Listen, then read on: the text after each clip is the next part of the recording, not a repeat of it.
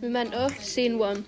Leonard sits at a booth looking through his Polaroids. A drunk with shaky hands sits at the bar. Natalie, without bruises, is working behind the bar.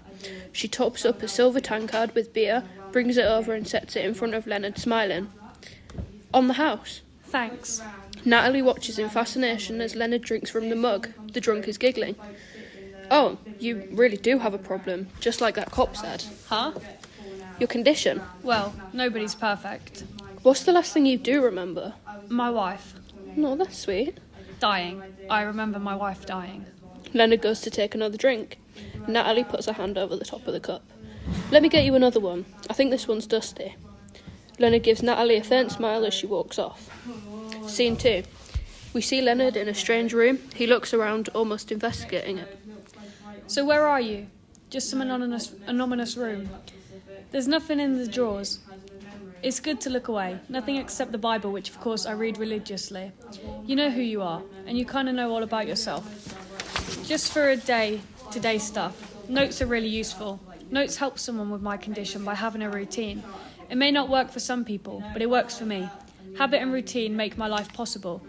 Conditioning, acting on instinct. I prefer to look people in the eye when I talk to them. Makes it easier to understand what they're thinking. For example, when someone touches their nose in a conversation, it means they're lying. The phone rings. Hello? Scene ends. Scene 3. We see Leonard desperately trying to find a pen. Come on, concentrate. Keep it in mind. Find a pen. Car door shuts in background. Leonard's eyes dart towards the door. We see Natalie open the door. She is distressed and has blood on her lip and nose. What happened? What does it look like? He beat the shit out of me. Who? Who? Fuck Leonard. Dodd. Dodd beat the shit out of me. Why? Why? Because of you. I did what you told me to do. You told me to go reason with him. Tell him about Teddy. Great fucking idea. Calm down. Take it easy. You're safe. It's okay. Come on, just sit down. You're okay. I'll just go get you some ice for your face. Natalie, crying softly, holds a paper towel filled with ice cubes towards her swollen cheek while Leonard gently uses a damp paper towel to wipe the blood from her upper lip. I did exactly what you told me. I went to Dodd. I said I didn't have Jimmy's money or any drugs. I told him this Teddy must have something.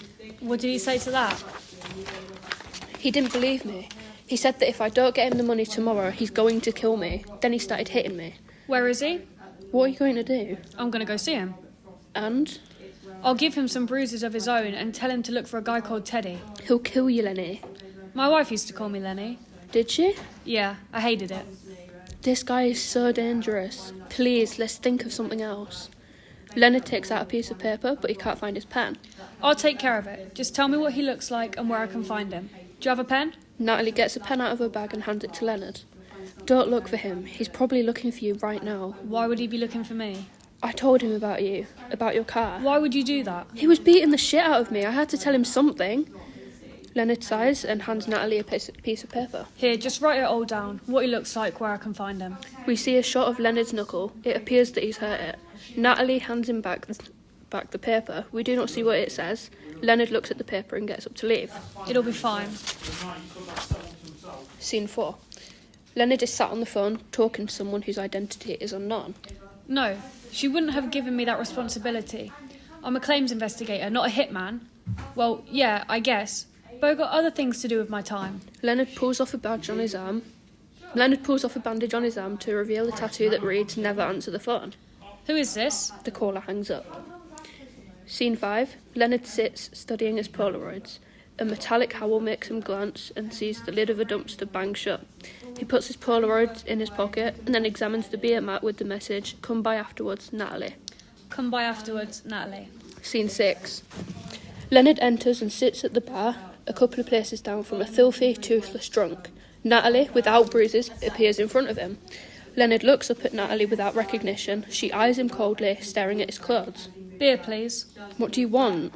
A beer, please. You can't just waltz in here, dress like that and ask for a beer. Leonard looks over at the filthy drunk, then back at Natalie. There's a dress code? Why are you here? I'm meeting someone called Natalie.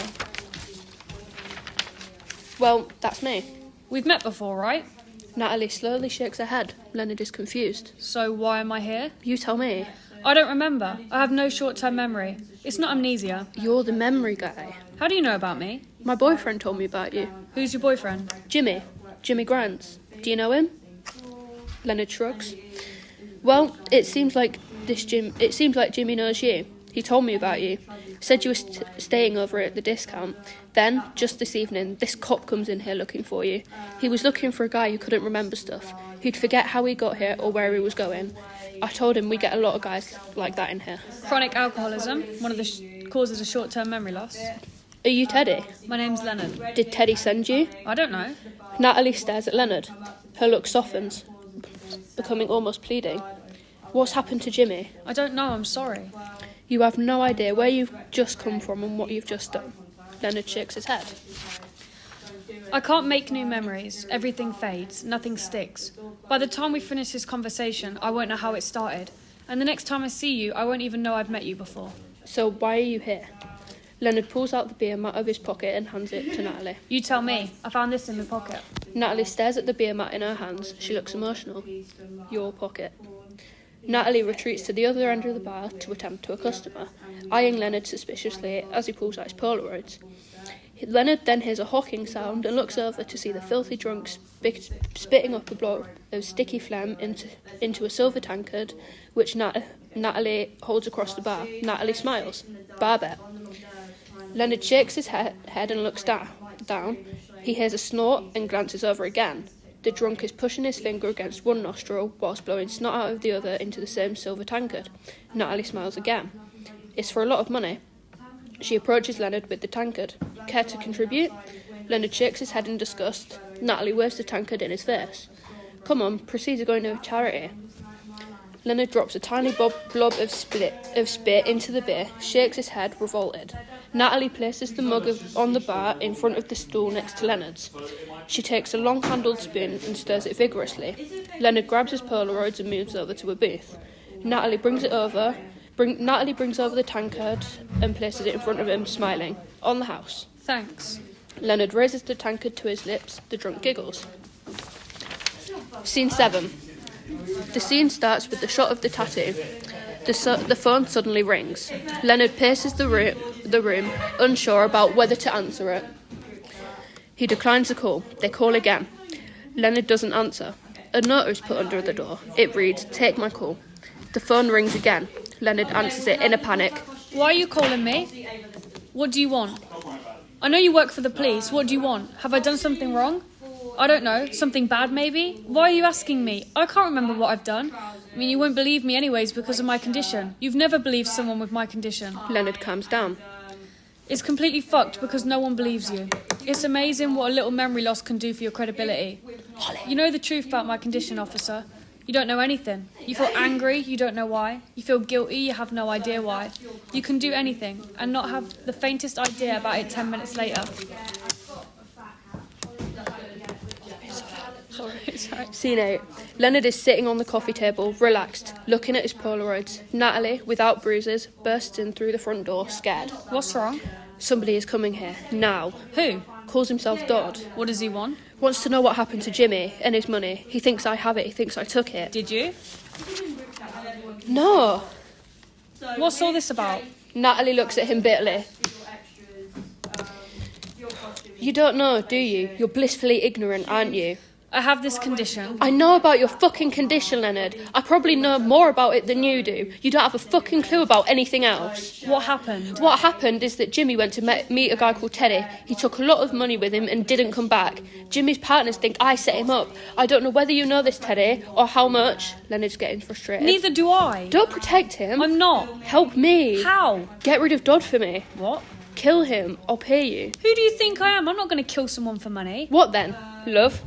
What would you kill for? You'd kill for your wife, right? That's different. Not to me. I wasn't fucking married to her. Don't talk about my wife. I can talk about whoever the fuck I want. You won't even remember what I say. I can tell you that your wife was a fucking whore and we'd still be friends. Leonard stands up. Calm down. That's easy for you to say. You can't get scared. You don't remember how, you fucking idiot. Just take it easy. This isn't my fault. Maybe it is. How the fuck would you know? You don't know a fucking thing. You can't get scared. But can you get angry? Yes. You are a pathetic piece of shit. I can say whatever the fuck I want and you won't have a fucking clue. Shut the fuck up! Natalie gets up in Leonard's face. She is grinning. I'm going to use you, you stupid fuck. I'm telling you now because I'll enjoy it even more if I know that you could stop me if you weren't such a freak. Leonard grabs his Polaroids and finds one of Natalie. He reaches into his pocket for a pen but cannot find one. Lost your pen? That's too bad, freak. Otherwise, you could have written yourself a little note about how Natalie hates your guts. Leonard moves around the room searching for a pen. Natalie follows him, speaking into his ear. No pens here, I'm afraid. You're never going to know what I called you and that I called your wife a fucking whore. Leonard turns to her, barely controlling his anger. Don't say another fucking word. About your whore of a wife? Leonard slaps Natalie. She smiles, then speaks softly. I read about your problem. You know what one of the causes of short-term memory loss is? Venereal disease. Maybe your cunt of a wife sucked one too many diseased cocks and turned you into this train wreck. Leonard turns away, body tense, ready to snap. Natalie reaches out to him and touches Leonard's shoulder. You sad, sad freak. You won't remember any of what I said. And guess what? We're still going to be best friends. Leonard spins around. He punches her in the mouth and she falls to the floor. Leonard stands over Natalie, furious with himself as much as her. Natalie then gets to her feet and walks to the door. She turns to Leonard. Her face is bloody, but she smiles. See you soon. Natalie exits. Leonard watches her walk out to her car and get in. She just sits there. Leonard turns from the window and looks around the room. He grabs at drawers, searching for a pen. He looks back out at the window. During this, there will be a voiceover from Leonard. Come on, concentrate, keep it in mind, find a pen. Natalie is still sitting in her car. Leonard is sifting through the papers on the desk when he hears a car door slam. He looks out of the window to see Natalie getting out of her car. She turns to walk towards the house. Her face is swollen and bloody. What happened? What does it look like? He beat the shit out of me. Who? Who? Fuck, Leonard. Dodd beat the shit out of me. Hey.